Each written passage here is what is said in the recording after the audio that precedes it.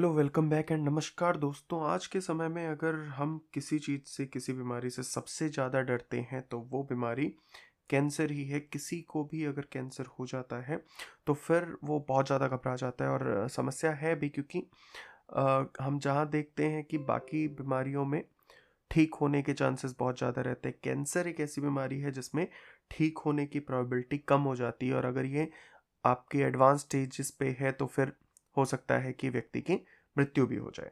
पर खुशी की एक बात है कि भारतीय वैज्ञानिकों ने इसकी एक नया इलाज खोज लिया है, तो उसी की हम इस वीडियो में चर्चा करेंगे। खबर क्या है, अभी मौजूदा जो कैंसर है उसके उपचार की सीमाओं को हम इसमें देखेंगे। हाइड्रोजेल जो कि नई तकनीक है जो भारतीय वैज्ञानिकों ने खोजी है, उसके बारे में देखेंगे कि ये किस तरीके से कारगर है और क्या इसके एडवांटेजेस है पहले की जो मौजूद दवाएं थीं उसके ऊपर। वैज्ञानिकों और जैव चिकित्सा पर इसका क्या प्रभाव होगा, और भारत में अंत में जानेंगे कि कैंसर की स्थिति क्या है, कितने मामले आते हैं सालाना तौर पे। यदि आप यूपीएससी की तैयारी कर रहे हैं तो आप इसे सामान्य अध्ययन पेपर 3 से जोड़ के देख सकते हैं, जिसमें विज्ञान और प्रौद्योगिकी का ये एक पार्ट है। चलिए देखते हैं। तो खबर क्या है, आईआईटी गुवाहाटी जो है वहाँ पे बोस इंस्टीट्यूट कोलकाता के शोधकर्ताओं ने स्थानीय कैंसर उपचार के लिए एक उन्नत इंजेक्टेबल हाइड्रोजेल विकसित किया है। ठीक है, ये हाइड्रोजेल करेगा क्या, एंटी कैंसर दवाएं जो हैं उनको स्थिर भंडार करके रखेगा, स्थिर भंडारण करेगा उसका, और जो ट्यूमर कोशिकाएं होंगी उनको नियंत्रित करेगा। अभी किस तरीके से नियंत्रित करेगा, सीधा सीधा ये उन ट्यूमर कोशिकाओं को ही लक्षित करते हुए अपना काम करेगा। ठीक है, उसको डायरेक्टली टारगेट करेगा। अभी तक होता क्या है, जो हम दवाएं वगैरह देते हैं, केमो जो होती है उसके अंदर जब हम मान लीजिए ये व्यक्ति का शरीर है, ठीक है, हमें एक पर्टिकुलर इस पार्ट को टारगेट करना है। ठीक, यहाँ पे ट्यूमर है, यहाँ पे कैंसर सेल्स है, बट जो दवाएं हैं वो पूरे शरीर से होते हुए यहाँ तक पहुंचेंगे, और उसकी वजह से जो बाकी का शरीर है उसमें भी समस्याएं होती हैं, उसको भी नुकसान पहुंचता है। इस शोध से जो निष्कर्ष है, रॉयल सोसाइटी ऑफ केमिस्ट्री के जर्नल मटेरियल्स होराइजन में उसे प्रकाशित किया गया है। बात करते हैं मौजूदा कैंसर के उपचार की सीमाओं की कि क्या क्या उसकी सीमाएं हैं। तो सबसे जो अभी फेमस है वो कीमोथेरेपी है, और उसके बाद सर्जिकल जो हस्तक्षेप है, सर्जिकल प्रोसीजर है, उसको किया। कीमोथेरेपी में क्या होता है कि सामूहिक तौर पे जो स्वस्थ और कैंसर युक्त कोशिकाएं हैं वहां पे उन दोनों को ही वो प्रभावित करता है, और इसकी वजह से उसके गंभीर साइड इफेक्ट देखे जाते हैं। ठीक है, सर्जिकल प्रक्रिया में क्या होता है कि सर्जरी एक बार की आपने, एक तो जिस जगह पे जब सर्जरी कर रहे हो आप ट्यूमर को निकाल रहे हो, तो आसपास की जो और सेल्स हैं, जो हेल्दी सेल्स हैं, उसमें भी उसका फैलने का खतरा बढ़ जाता है और आगे वो और ज़्यादा डेवलप हो सकता है। ठीक है, तो ये सर्जिकल प्रोसीजर के अंदर ड्रॉबैक है। हाइड्रोजेल के जो लाभ हैं उसकी बात कर लेते हैं। देखो, तो सबसे बड़ा जो लाभ है वो यही है कि सटीक दवाओं का ये वितरण करता है, जहां टारगेट है वहीं पे ये हिट करेगा। ठीक है, इससे दवाएं सीधे जो ट्यूमर क्षेत्र है वहां पे पहुंचती हैं।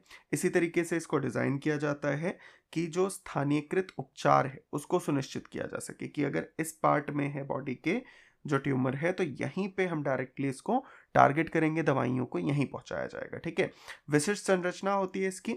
हाइड्रोजेल पानी आधारित बहुलक नेटवर्क होता है। ठीक है, मल्टी चेन होगी, जीवित उत्तकों की नकल करता है ये, और इसे बायोमेडिकल अनुप्रयोगों के लिए उपयुक्त बनाता है। ठीक है, जैविक द्रव्यों में अघुलनशील, जिससे यह इंजेक्शन साइट पर स्थिर रहता है। जो हमारे जैविक द्रव होते हैं बॉडी के अंदर, जो फ्लूइड है हमारे, उनमें ये घुलता नहीं है, तो इसकी वजह से जहां पे इसको इंजेक्ट किया गया जिस साइट पे, वहां पे ही ये बना रहता है, स्थिर रहता है। तो अब ये यहाँ पे क्वेश्चन उठता है कि फिर ये काम कैसे करेगा, जो ट्यूमर सेल होगी उसको कैसे पहचान के और वहां पे कैसे इफेक्ट करेगा। तो इसके अंदर ग्लूटाथियोन जब बढ़ता है, जहां पे भी ये होगा वहां पे जैसे ही ग्लूटाथियोन बढ़ेगा तो ये प्रक्रिया करता है, उसके प्रति क्रियाशील रहेगा।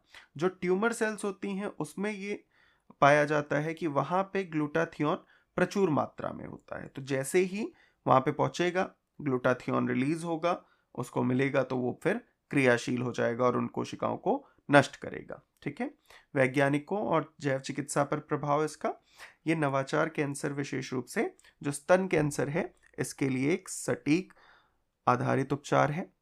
उसको जड़ से ही खत्म कर देगा। हाइड्रोजेल जो है वो जैविक वातावरण के साथ सामंजस्यपूर्ण ढंग से काम करता है, दुष्प्रभावों को भी कम करता है उसके, और चिकित्सकीय जो परिणाम है उनको सुधारता है। चलिए अब भारत में कैंसर की क्या स्थिति है उसको जान लेते हैं। भारत में 2022 के जो आंकड़े हैं 1,04,13,316 नए मामले दर्ज किए गए। इसमें जो महिला रोगियों का अनुपात था वो अधिक रहा, जिसमें कि 6,91,178 पुरुष और 7,22,138 महिलाएं रही। ठीक है।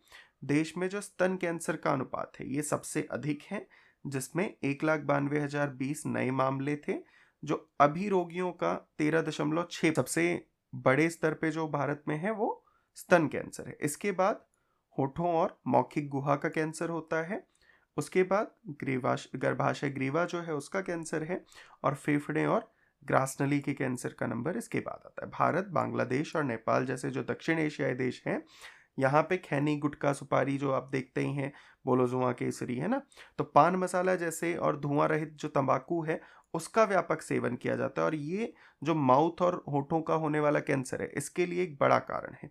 दुनिया भर में जो मौखिक कैंसर है उसके मामले 50% के लिए जिम्मेदार हैं, जो भी बीड़ी, गुटखा, तंबाकू, बीड़ी तो नहीं, गुटखा, तंबाकू वगैरह का सेवन करते हैं उनमें अक्सर देखा जाता है कि माउथ कैंसर होने के चांसेस रहते हैं। लेसेंट ग्लोबल हेल्थ जो है जनरल 2023 के अनुसार भारत में वैश्विक स्तर पर जो सर्वाइकल कैंसर है उसके कारण होने वाली मौतों का 23% भारत में होती हैं। ठीक है, तो आप इससे जान ही सकते हैं कि कितना गंभीर मामला है, पर यह आशा की एक किरण है। ये सक्सेसफुली जैसे रिसर्च हुई है, अगर ये ऐसे ही काम करती है तो फिर हमें काफ़ी हद तक इस समस्या से निजात पाने में मदद मिले। आप इस बारे में क्या सोचते हैं कमेंट्स में हमें बता सकते हैं। वीडियो से अगर आपको मदद मिली है इस टॉपिक को समझने में तो आप इसको लाइक कर सकते हैं। चैनल पे अभी नए हैं तो सब्सक्राइब कर लीजिए। मिलते हैं आपसे नेक्स्ट वीडियो में, तब तक के लिए अपना और अपनों का बहुत सारा ध्यान रखिए।